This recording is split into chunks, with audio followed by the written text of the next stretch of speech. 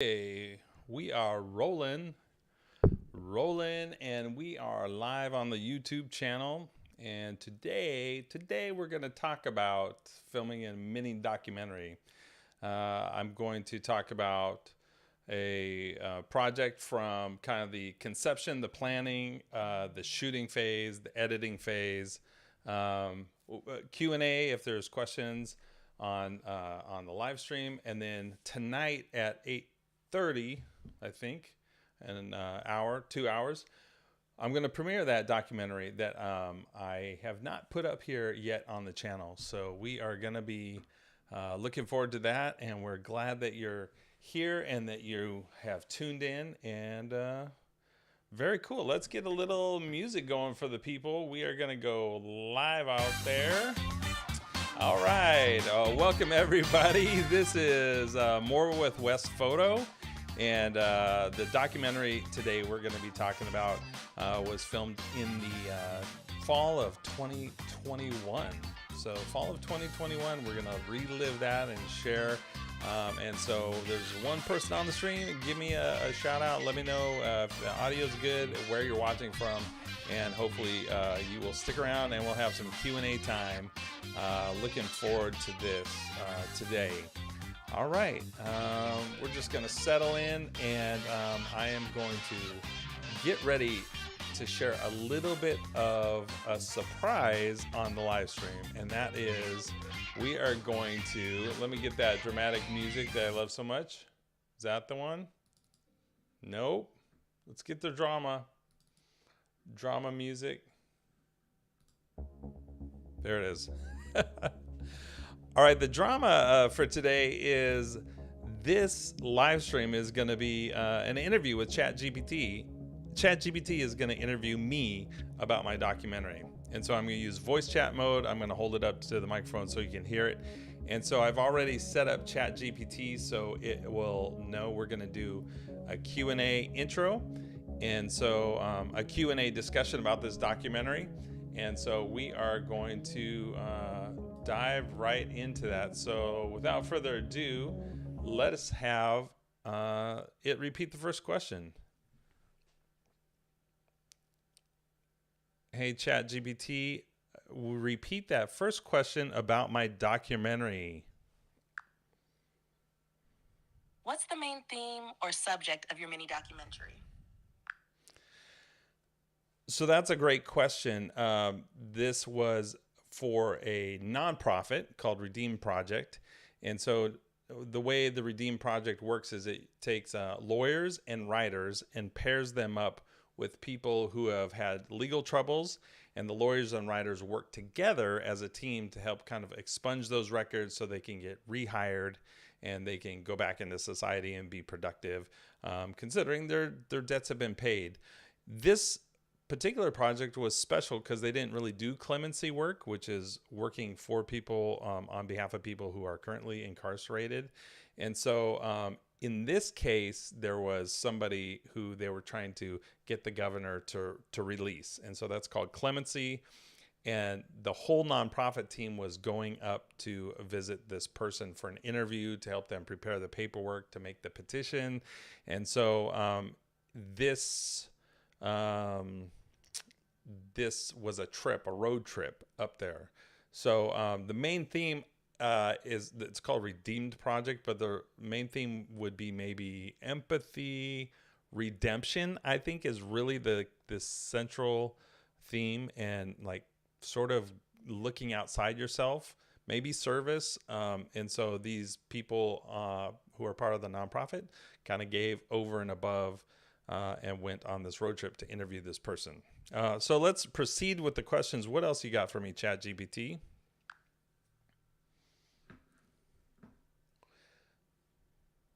That sounds like a truly impactful project. What Okay. motivated you to focus on this particular story? And how did you decide to highlight the theme of redemption?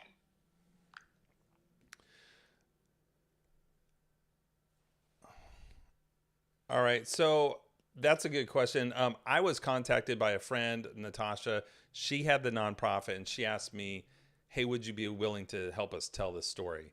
Her nonprofit had been going a number of years. She felt like maybe she wasn't able to sustain running it that much longer, and to make a film could be linked to some donation efforts, fundraising efforts to try to raise funds for it. But really, she wanted to tell the story that people, kind of ordinary people, are making a difference or making an effort to make a difference in people's lives who are incarcerated or who have had legal trouble, who had made mistakes.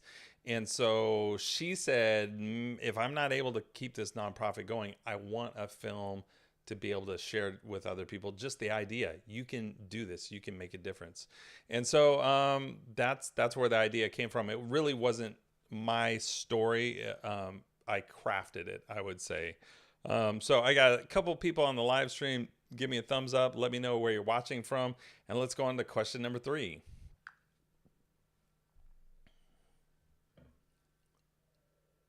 What challenges did you encounter during the filmmaking process, and how did you overcome them? Okay, that could be a very, very long question. Hey, somebody on the stream, leave me a comment. Let me know where you're watching from. Give me a thumbs up. The question is, what challenges came up during filmmaking? So I would say time. Time was a big one, and that came in 2 major challenges. One was there were, I think, 4 or 5 people on this nonprofit board who were involved that I wanted to interview ahead of the road trip. And so I structured, I think it was one Saturday, I drove out to the Valley, Santa Clarita. I went to Natasha's. We interviewed her, and her mom was in the interview as well. I interviewed Tom. I interviewed Doris, Sweet Doris. She goes by on Instagram. I actually forgot. I don't think that's her real name. Was there? And then I interviewed the lawyer. I'm drawing a blank. Michael, and so I think those interviews all being taking place in one day was too much. That was a lot. I started at like 5 a.m. out in the Valley, and then just went from place to place. And I think maybe Michael's was the next day. So it was like 3 on a Saturday, and I chunked out like 2 hours, and that was not enough time. It was just not enough time to do an interview like that. But I made it work. And then the other part was being a 1-person film crew. I didn't have anybody do sound, anything like that. So those are challenges, lugging around equipment. But I loved it. I loved being on the road trip and documenting all that. So I would say it was just, I didn't set aside enough time to do the interviews up front. And then I think in editing, there were some challenges, and that was just getting stuck in the edit. And that was, we're going to talk about that a little bit later. I was in Mark Bones' The Art of Documentary Filmmaking course, and that helped a lot, is that his course on editing. So let's see what you got for me next, chat.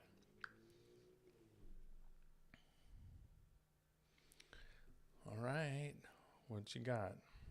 That sounds like a lot to manage as a 1-person crew. True. How did you decide on the visual style and storytelling approach for this documentary to best convey the themes of empathy and redemption? Hey, that's kind of it's kind of deep.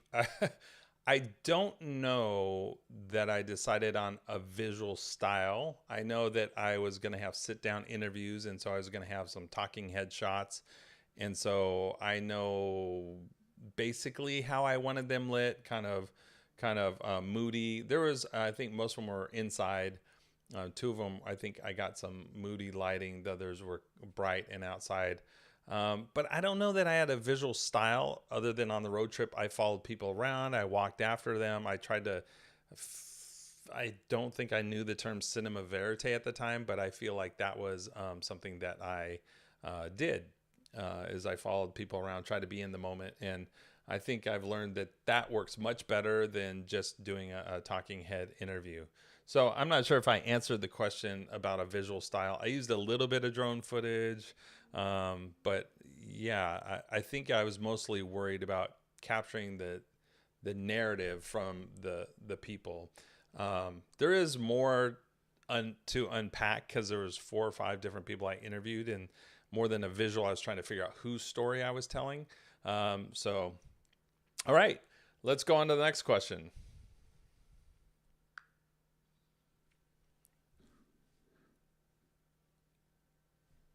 How did you weave together the various perspectives from the people you interviewed to create a cohesive narrative for the documentary? So ultimately, when I looked at all the footage, I loved every interview. It was one of the things I loved the most is just engaging with people, being in their home, in their space, trying to dig in for a story. And I really enjoyed that. And so in this kind of creating this mini doc, I had to decide whose story it was. And it was interesting because Natasha was the founder and she had approached me, and I felt that the strongest interview was the character Doris, and I think her name's Karen. Gosh, it's been so long. Hey, I see a couple of people on the stream. Leave a comment. Let me know where you're watching from. And this will premiere at 8 o'clock tonight. This mini documentary. So I really found that because Karen had a cousin early in her life who was incarcerated, and that made an imprint on her, and she got emotional during the interview. I wanted to focus on her and that idea of whether what she was doing had some sort of redemption for her. And so that's part of building a spine, and part of Mark Bone's kind of approach to documentary is you have to have one person who's kind of passionate and you're focused on not the topic of redemption and clemency, but a person. So I focused on her. Let's see what the next question is from ChatGPT. Focusing on Doris Karen's personal connection to the topic Karen adds a deep layer to the narrative.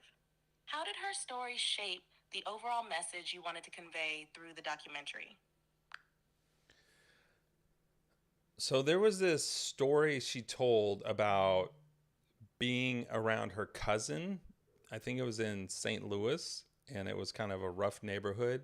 And she told about her cousin was kind of her protector, and he was there for her in this rough neighborhood when they would visit. And then when he went away to prison, she felt like she lost a protector.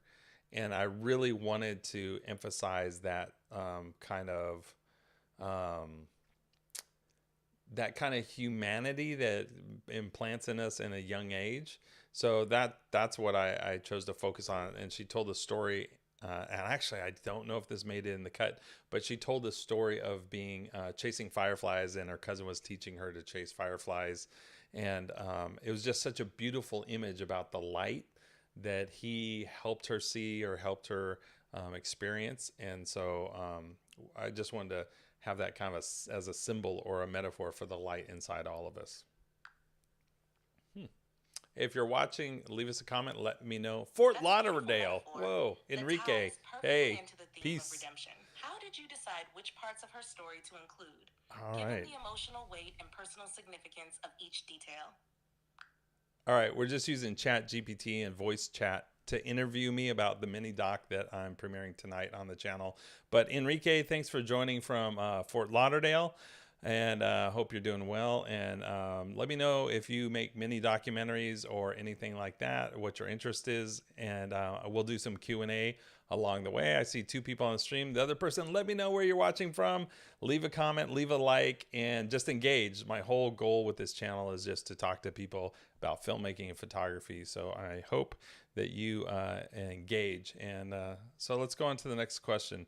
We'll be needing some eyeglasses for this.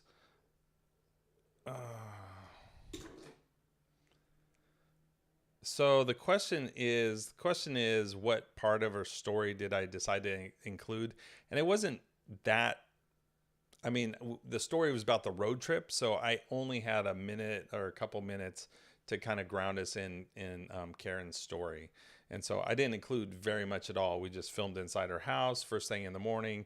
And then one of the challenges, there's a question about challenges. And one of the challenges, I didn't know what I was doing with B-roll.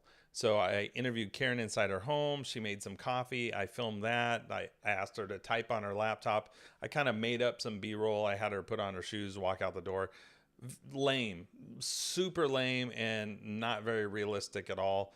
But it was something at least. And I think when I filmed Natasha's interview, I her mom got in her car and we drove to the park and we filmed there. So I filmed that, trip, her getting her mom in the car and getting out and walking into the park. But again, really lame, really shallow, really superficial. But if I had not had that, at least those grounding details, it would have been just a talking head kind of experience other than the road trip. So, lesson learned. Chat, I forgot what the next question is. Maybe you can repeat it.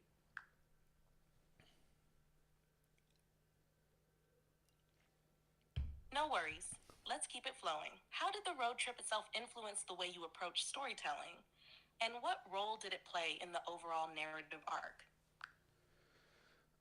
So, one of the challenges with the road trip is we were in three cars and I had to obviously ride in one. So, my wife drove, I sat in the passenger seat, and Michael, the attorney, or maybe he's a public defender, the lawyer, he was in the back seat. So, I got a little bit of footage of him working on his laptop on the road trip, but it was like gas stations, getting, taking breaks, getting something to eat, people talking at a rest stop. It was very kind of fleeting moments. And so it was hard to build the tension of what was going to happen on the trip with just these fleeting moments. So what I didn't know in the first sit down interviews that were like ahead of the actual road trip is I should have asked people what they were going to expect.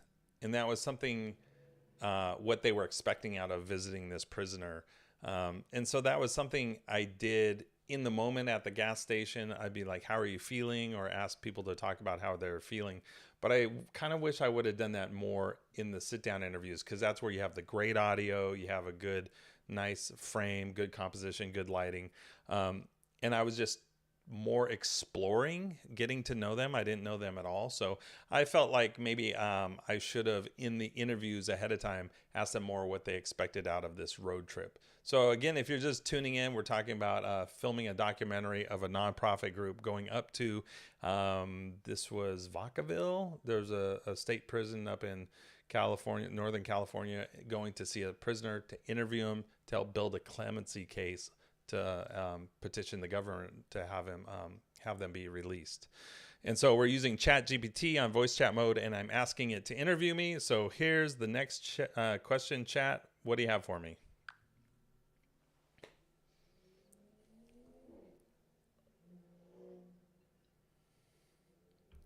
How did the meeting with the prisoner impact the tone or direction of the documentary? And what emotions did you aim to capture during that pivotal interview? Okay, I'm going to pause there because Enrique has put up a comment. He says he hasn't done any documentaries. Film photography only for the past 35 years. About 4 years ago, you switched to digital. Welcome. Welcome to the 21st century. Your words, not mine. But that's great. That's fantastic. What kind of photography do you enjoy? Let me know that. And that's great. That's great. All right. We have, the question is how the meeting with the prisoner go. So,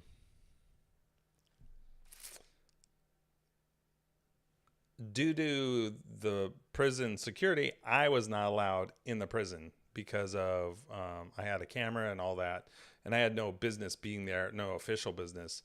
So we filmed kind of a pre-interview.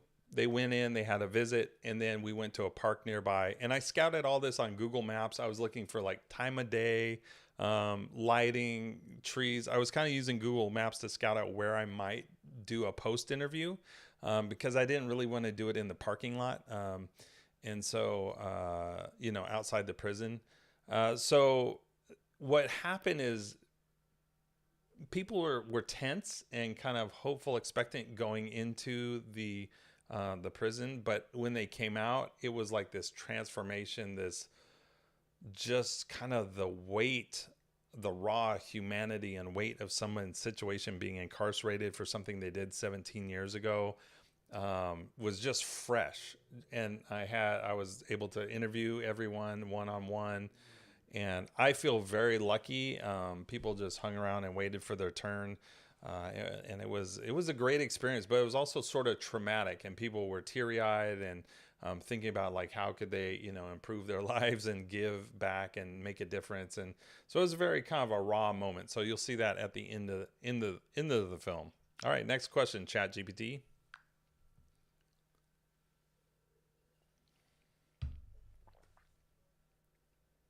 Or not. How did those emotional post interviews shape the concluding message of the film, and what lasting impression do you hope viewers take away after watching it?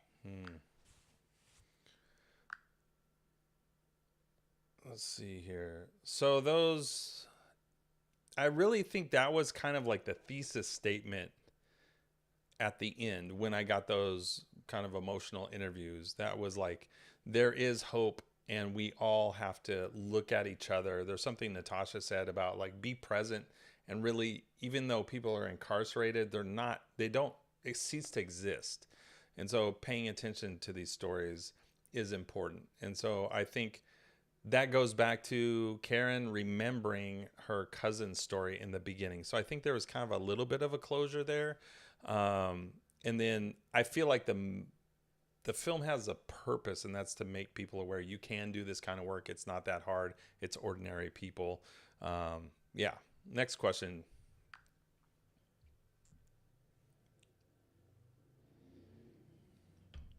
What insights did you gain as a filmmaker while working on this documentary that you plan to carry forward into future projects? One thing inside I didn't really expect is I really felt a bond because I did the interviews with the subjects, the people who are on the board of the nonprofit. I felt connected to them. I felt honored that they let me into their lives.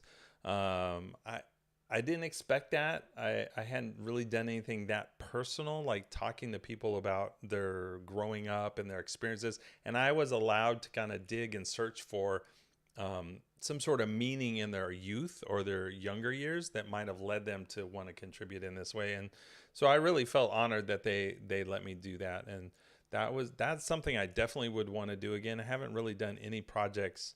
I did a 1-day doc challenge that I just put that up on the channel. You can check it out. But again, that was 1 day, and that was a very, very quick turnaround. So yeah, I just felt honored, and I love doing that kind of work, that really getting close to people's stories. So we're going to pause here and talk about gear. And so I'm going to just click off of there. So I filmed this all on the Canon R5, and I've since sold all my Canon gear, but I do have the RF35 lens, which is something that one of my favorite lenses, even though it's kind of on the more affordable side for an RF lens. So there you go. God, it's pristine. I've bought a couple of these. But the RF35 lens I did use on the shoot, and the Canon R5, I also had access to the RF28-70 on that camera, which was an amazing lens. I used that for the sit-down interviews, but for kind of run-and-gun stuff, I used the RF35. And then I had, the, ND filter. I had my exposure and everything kind of just dialed in to, shutter speed being, 24 frames per second, so 1/50 for my shutter speed. Kept the ISO like low. I think the native on C-Log3 is like 400 ISO, and then I tried to shoot wide open, and I used the ND filter to shoot wide open. I think it gives a beautiful look. I really, really liked it. So those are the little technicalities. I shot with I had this little Movo mic. I don't know if you can see that very well. This Movo mic, it's tiny, and that was just mounted up there. And then for the interviews, I had this audio, and I also had I doubled up, and I had a wireless lav on. But there's more. So I bought a little rig here. So I had this wooden side handle, very, very pretty. And then there was not that it makes you shoot better, but I had the top handle, wood top handle as well. So I had the the Canon R5 in here, the Movo mic up here, and then I had the Atomos Ninja 5 on the top. So had a little portable kind of cinema rig, light ish, and so that was great. The only other challenge I'll say, oh, Enrique left another comment. Let's see, he says wildlife and street.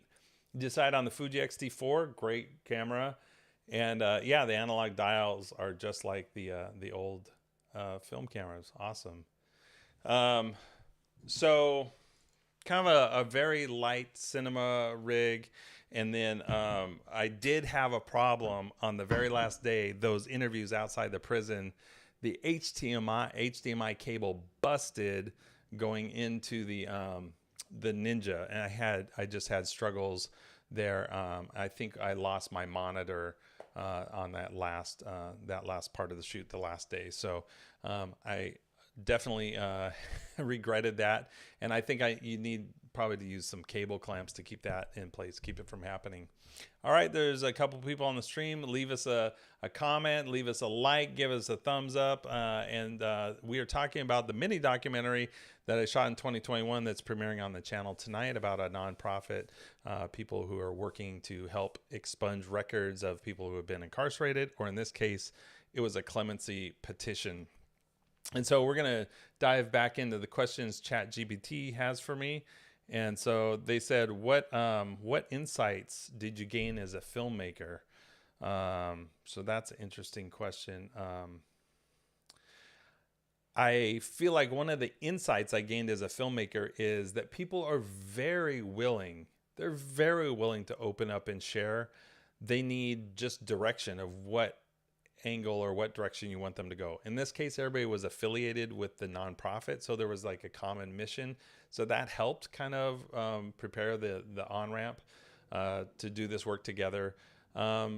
But I think that was one insight, is people are trusting and they're willing and they want to share an important work. So it's kind of like that mission. And that's one thing Mark Bone talks about in his Art of Documentary courses, is that you want to find people who are dedicated to a mission. They're driven, maybe they're obsessed even, and you want to tell the story of that person versus just a topic. So that was one insight I felt really paid off.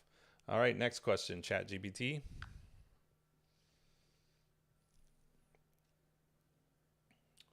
Thinking. What techniques or approaches did you use to build trust with the people you were interviewing, especially when diving into such personal and emotional subjects? It's a good question. So one of the things that I did is I told them at the beginning, I said, hey, if you tell me who you are, your affiliation with the organization, what you do for them, I said, that's the minimum. That's all I can expect. That'll give us a grade of a C. And I told them, hey, I'm a former English teacher, so these grades are ways that I can think about how we move towards excellence. I said, hey, if you dig a little deeper and you found something that's a personal connection, that'll be a B. And then maybe there's something that's so unique that no one else who's part of the nonprofit board could share it. It would only be something that would be true for you, and that might get us into the grade of an A for this interview. And people really opened up and were like, did I do a good job? Did I hit that mark? Because I had spelled those things out. So it was kind of interesting. I wasn't leading them into what to say, but it was definitely interesting because they had kind of like a buy-in to the schema of what excellence would be, and they wanted to do an excellent job. Next question. Next. Outstanding job in sharing their story. It seems Thanks. like giving them that structure helped them feel comfortable and empowered to share more deeply. How did this framework affect the authenticity of the interviews and the overall narrative? Well, I think the interviews were authentic. Sometimes we went places in the interview that we didn't end up using. And there were just moments that were special, but I just couldn't figure out how to work them in because it was going to be ultimately Karen's story, not Tom's, not Natasha's, not Michael's. And so sometimes we just covered ground and we didn't use that, and that happens. Next question. It's understandable that some moments couldn't fit into the final cut due to the focus on Karen's story. Did this process of editing out certain parts Hmm. influence how you would approach crafting a story in your next documentary project? Let's go on to the next question. That's a pretty standard thing about filmmaking, is you leave some parts out. Understood. How did you ensure the final cut maintained a balanced perspective Oh my while gosh. focusing on Karen's story, given the range of viewpoints and experiences you captured in the interviews? So I did want to touch on this. Editing was, I'll just say, a nightmare. I got stuck. I got bogged down for a month, 2 months. I stopped working on it. I really got disheartened, and I had a draft, and I just struggled. I struggled. And then I started working through the materials in Mark Bone's Art of Documentary course. And one of the things they talk about is building your spine and really having access to, like, the interviews. The sit down interviews are going to be primarily what structures the story, like what your characters are actually saying verbally. And I realized that I was struggling because I couldn't see that. I didn't have access to it. I was there when I filmed the interviews, but I realized I had to transcribe these interviews. And there were 4 or 5 hour long interviews, which is not a lot compared to a real big documentary project. But for me, it was, and I'd never done that before. And I would play 10 seconds and type it. I was doing everything manually. And what's crazy now is I use tools like Descript now, and you just upload the footage. It transcribes it. You got everything there. It's so flippin' easy in 2024 compared to 2021. Actually, Adobe Premiere. I started using Adobe Premiere recently, and I just have my footage set to auto transcribe. You put it in, and you get the transcript, and it's super, super easy. I would never, never, never, never edit based on visuals and looking through a timeline. I would only do based on transcripts.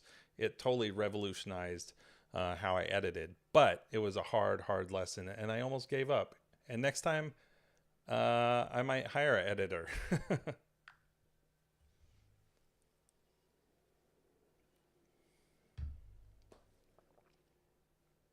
It's great that you discovered a more efficient approach to editing through It transcription. is. Even Here, if it here. was a challenging lesson, what kind of impact did this new workflow have on the final structure and pacing of your documentary? Okay, we're going to stop there. I see a couple people on the stream. Let me know where you're watching from. Leave me a thumbs up and give me a like. And I would say this question, ChatGPT, I just finished it. I don't know that switching to transcripts had an impact on the actual story itself. And I didn't actually transcribe everything, but I knew there were certain things I didn't need to transcribe because I'm like, okay, that's not going to pay off. But like Karen's story, I needed to transcribe that. Natasha, the founder, I needed to transcribe that. All right, let's go on to the next question.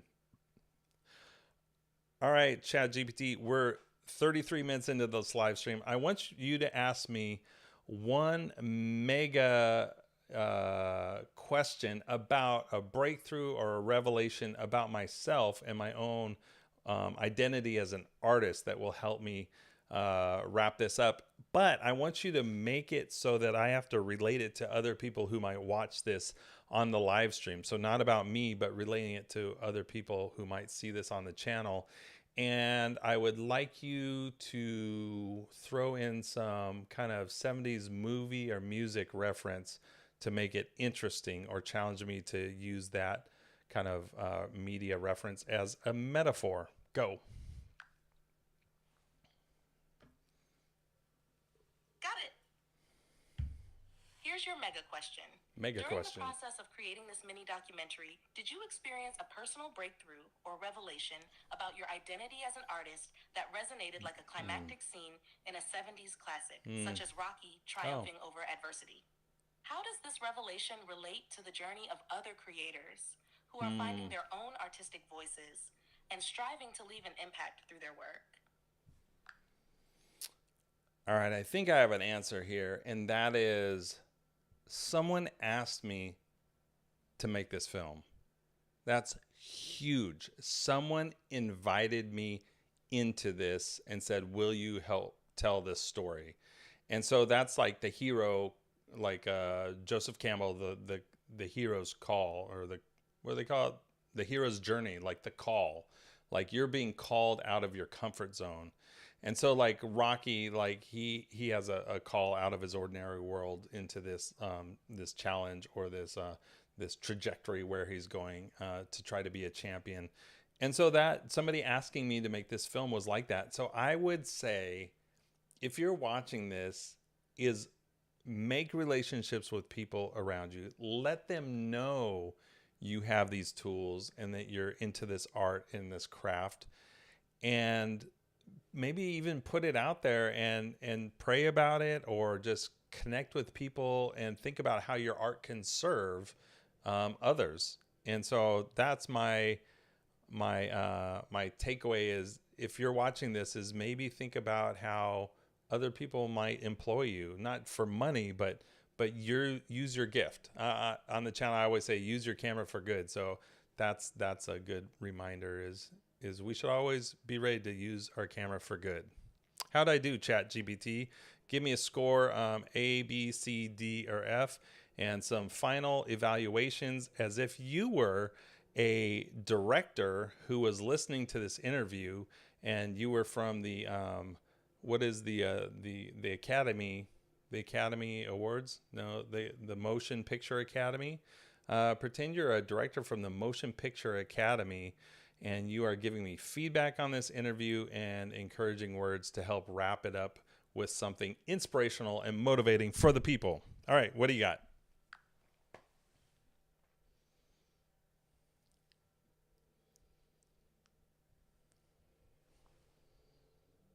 It's all quiet. I'd give you a solid A for that. Thanks. Your response showed a genuine Nice. understanding of the power of storytelling and how it can be harnessed to uplift others, much like Rocky stepping into the ring. As a director from the Motion Picture Academy, I'd commend you for sharing the profound lesson of being receptive to the call to adventure. It's Okay. inspiring to see you encourage others to use their creative talents, not just for personal expression, but to make a positive impact. This reflects the spirit of cinematic storytelling at its best, using the camera to illuminate the human condition and foster empathy. So to everyone watching, never underestimate your ability to connect with others and create something meaningful. Seek out those stories that challenge you to step into the unknown. And remember that the journey will often lead to breakthroughs that benefit not just yourself, but the wider community. Keep creating, stay bold, and continue to use your Stay camera bold. or whatever medium you choose for good. All right. Thank you for tuning in. Tonight, we're going to premiere that film, The Redeem Project, the mini documentary about clemency. And I hope you tune in and watch it. Leave a comment. I'm grateful you're here. I'm grateful to have this community. Thank you, everybody. And we will see you. Oh, let's play a little bit of music here. Yes, we will see you in the next one. I'm going to be live streaming every week, trying to build a community and talk about things photography related and cinematography, filmmaking related. And so I appreciate you hanging out. Leave a comment and let me know where you're watching from. And hopefully you check out the mini documentary. And all right, we'll see you in the next one. Peace out, people. Peace out.